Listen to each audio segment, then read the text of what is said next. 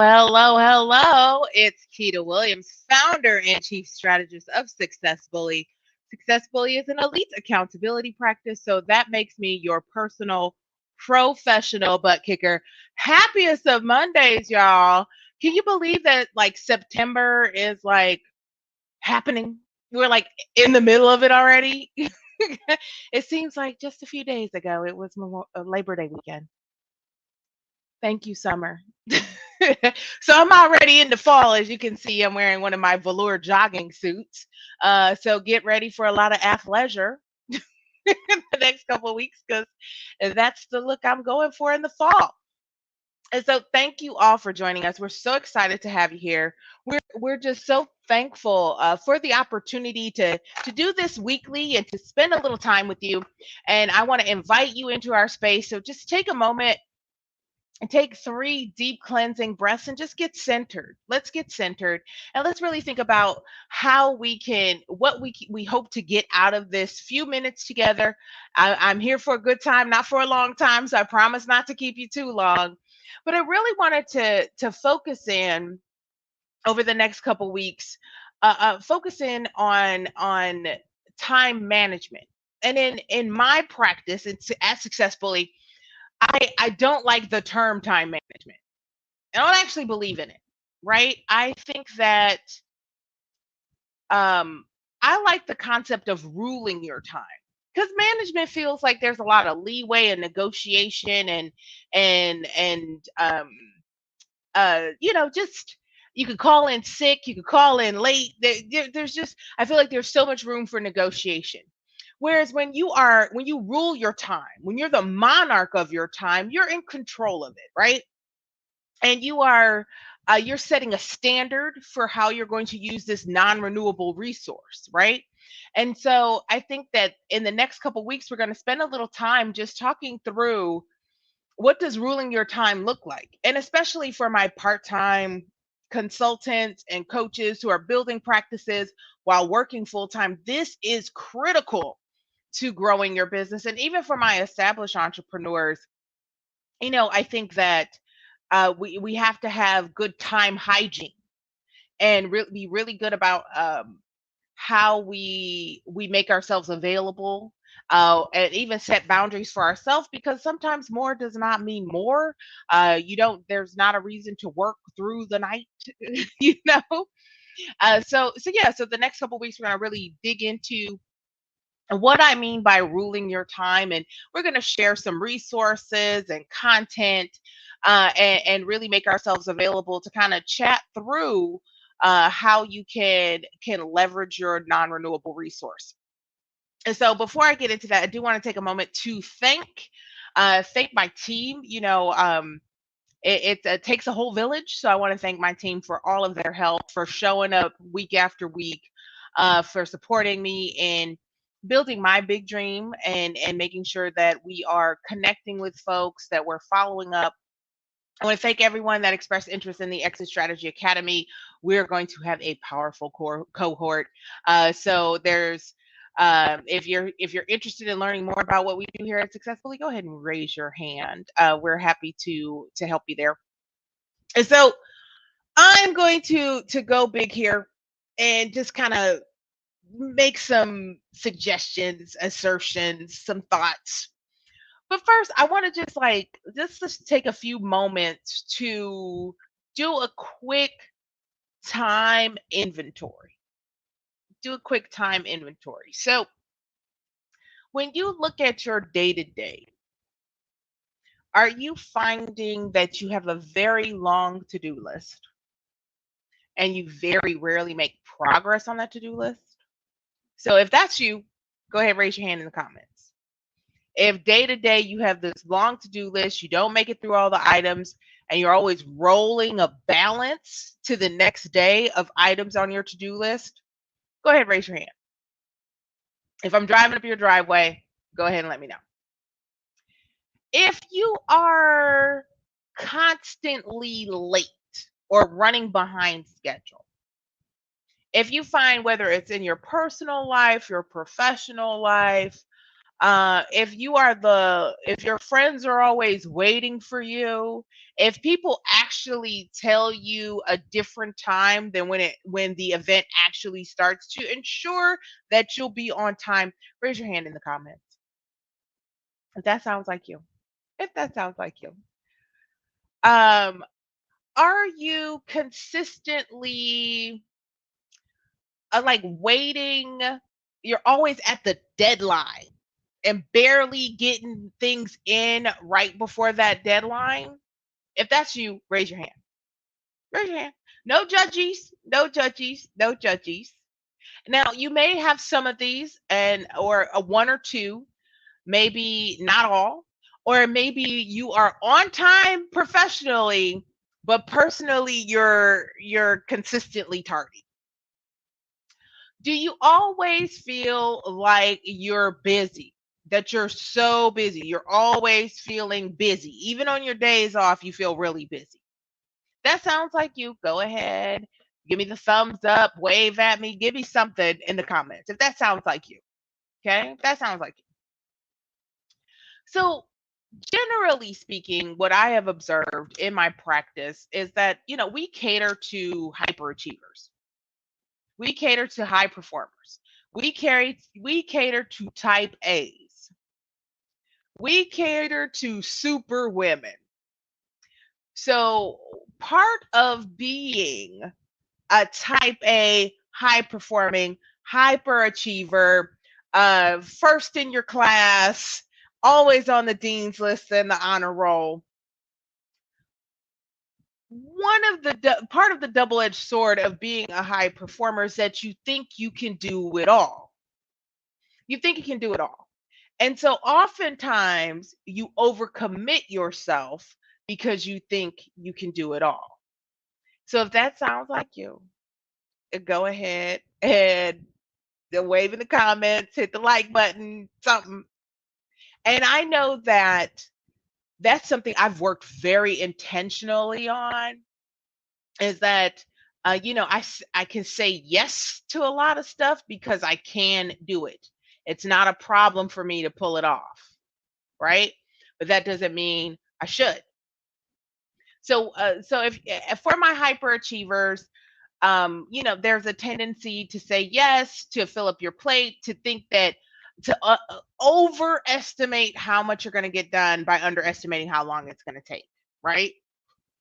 And then, there is the tendency um, to kind of um, not take into account others. Like, just because you can do it doesn't mean everybody else can do it in 30 minutes, right? And so I want to just kind of give you a acronym to help you when you're thinking about this time honesty piece, right? So again, time honesty is being very, very accurate about your allocation of time. So when you sit down to do those to-do lists, or you sit down to work on a project, you have a better handle on how long it's going to take you, right? And so what when you see that rolling balance on your to-do list, you're underestimating how long it's going to take to do all of those things, and overestimating how long how much you're going to get done. So you underestimate how long it's going to take, and then you overestimate how many of those things on your to-do list you're going to get done, and then you frustrate yourself because that one thing at the top of the to-do list took half the day, right? When maybe your to-do list needed to only be 2 items. Okay. So the acronym I want to give you is BAD.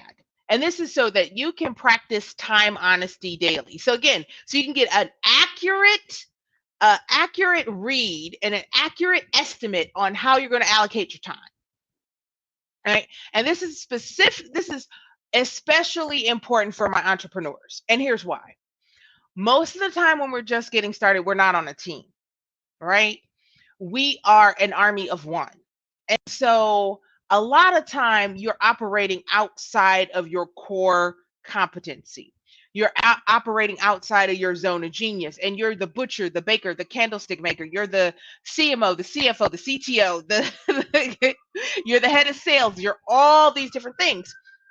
And so because you're outside of your zone of genius, it may actually take you a lot longer to get things off of your to-do list because it's outside of your zone of genius, right?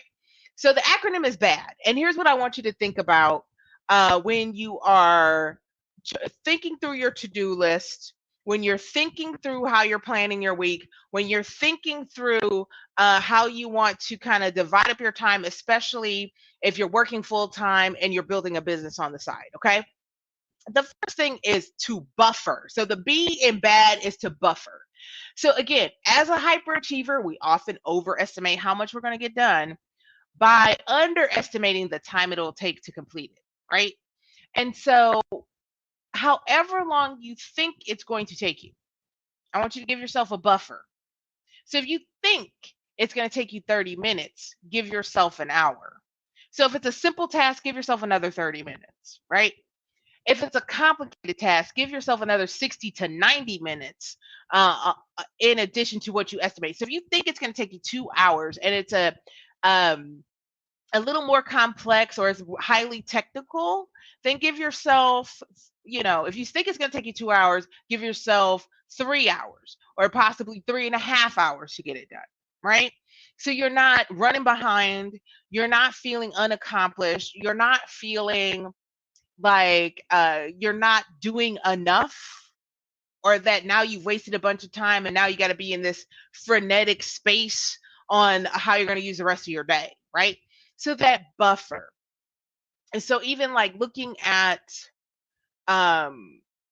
they're just kind of looking at, okay, what are the things that I can do really quickly that are no brainers for me?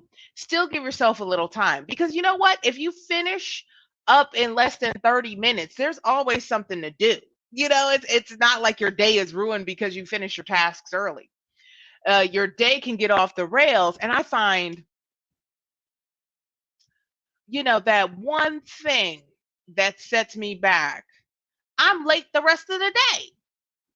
If I'm running behind from one task getting off the rails, I am tardy the rest of the day. Or if I can't find my pantyhose in the morning, back when we used to go places, and I promise to go places again soon. If I can't find my pantyhose in the morning, I promise you I'm late the rest of the day. I don't know. I just feel like I can't put it back together after that. Sometimes, so like, let's buffer so you're not sitting somewhere sweating through your blouse because you've got to get this thing in under the wire, right? Because now you underestimated how long it's going to take you to get it done, or you underestimated outside influences. So the A in bad, so there's the buffer, and then there's anticipate shenanigans. So what do I mean by anticipate shenanigans? Shenanigans are usually things that are outside of your scope of control. They're interesting. But so, like, when I think about shenanigans, that's when you remember in college, I'm going to date myself, back when we went to computer labs and we saved things on floppy disks. I know this face will lead you to believe that I'm in my late 20s, but I'm in my 40s. When we went to computer labs, like, you had that paper due and you waited to the last minute and now the printer won't work. Or worse, it didn't save, or some crisis has happened. So if you anticipate shenanigans in the sense of you're giving yourself that extra time because there could possibly be shenanigans, or just like if you're driving to an important appointment, if you think it's going to take 15 minutes, anticipate shenanigans. There are a whole bunch of drivers on the road that you have no control over. You don't have control over traffic patterns, traffic jams. There could be an accident on the road. There could just, you could be a stoplight could be down, right? So anticipate those shenanigans, and just, again, that buffering piece. And so one of my professors at Northwestern used to say, Professor Peter Miller in the Comp Studies department used to say, the masses are asses. And so sometimes we also have to account for other people's shortcomings. So just because you're a baby genius and you can get things done in 30 minutes doesn't mean everybody on your team or group or a organization that you work with works at that level, right? So sometimes we have to buffer. We have to anticipate the shenanigans of, okay, somebody else could drop the ball. Or if you're working with a group, add a little wiggle room, knowing that other people are not going to work at the same speed and caliber that you are. So, if you know it's due on Thursday, tell everybody you need their stuff on Tuesday. And I guarantee you'll probably get stuff on Thursday. So anticipate those shenanigans. And these aren't bad things. It's just putting yourself in the best position. Like if I have an important appointment and I need to go across town, and you know how I feel about crossing the bridge. So I live on the east side. I live in Bellevue, which is just outside of Seattle. So when I have to cross the bridge to actual Seattle, to Seattle proper, I always have to give myself extra time, right? I would rather sit somewhere, answer a few text messages, maybe send out an email, and casually get to my appointment than to show up sweaty from running from the parking garage or barely shutting the car door on my Uber trying to get somewhere. So again, anticipate the shenanigans. That traffic patterns are out of my scope of control, right? What other people are going to do is out other people's performance. I can encourage them, but ultimately they have to take the action. So just putting yourself in the best position to win. And then finally, the D in bad. So when we're trying to practice time honesty and we're trying to make this a daily thing, I want to remind you to don't overextend yourself. Don't overextend yourself. Again, this comes back to being a hyperachiever. It comes back to being a hyperachiever and a high performer. We can say yes to a lot of things because we know we can get it done. We know we can get it done. And sometimes you end up in a situation at work where you're the workhorse, where you have volunteered for all of this unpaid work because you can do it, but that doesn't mean you should do it, right? And then you're finding that you have all of this stuff that you have raised your hand for, and now you have lost focus on what really matters, right? So, like when you're being generous with your time, when you're practicing this form of generosity where you're gifting your non-renewable resource, if you gift too much of your time, that can hijack your schedule, so you are not focusing on your real priorities and you lose sight of your goals. And I think that I've seen this happen quite a bit with entrepreneurs, and that gets so focused on something that you think is challenging, so focused on something that's challenging that you're not really focusing on those things that matter, right? Those things that matter.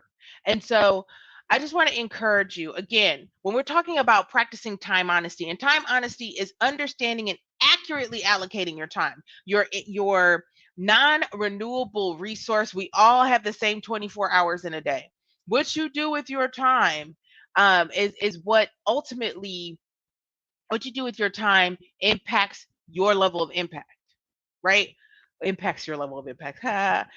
What you do with your time, it it's it shows up in the long run, right? So whatever goals you're trying to achieve, whatever business you're trying to build, whatever lives you're trying to change, if you are not appropriately allocating your time, those things will not happen.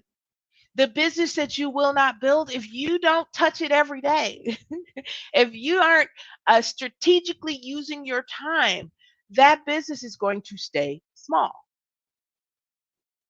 right? So time is bigger than not being late. It's bigger than not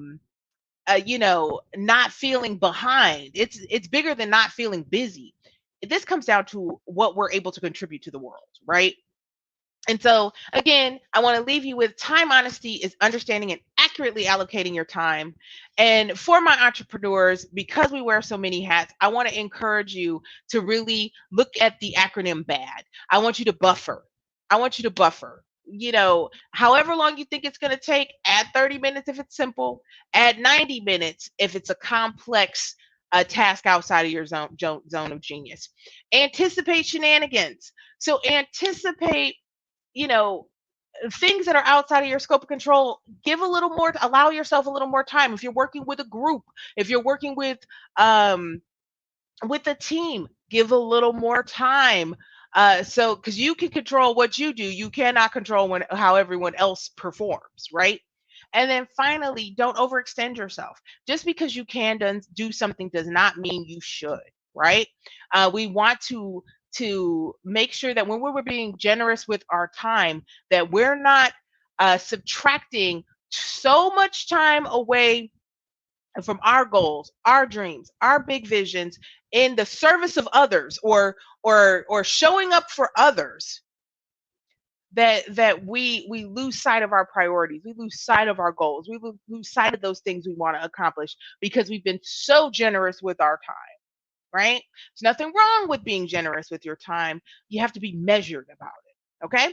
So again, I'm Keita Williams. I'm the founder and chief strategist of Success Bully. And, we have a bunch of resources around this, and we have a special tool to help you with that time honesty. So raise your hand, reach out if you want to get access to that. As always, before I leave the call, I have to extend an invitation to book a strategy call. If you're finding that you're having a hard time finding time to build your business, finding time to scale, to be consistent, to see that revenue increase, reach out and book a strategy session. And you can do that at successfully.com/call. Once again, I'm Keita Williams, founder and chief strategist of Success Bully. Let's get after it.